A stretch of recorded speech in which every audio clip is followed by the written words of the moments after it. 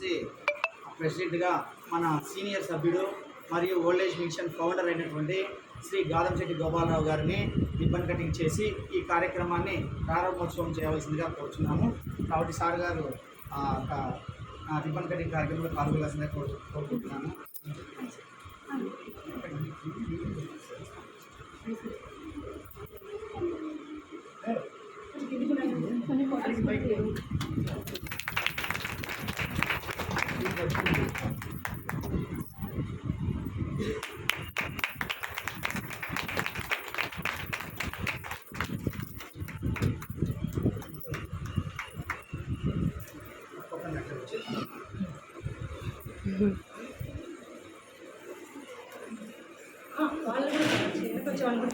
అందరూ రండి, మీరు కూడా రండి. చెప్పు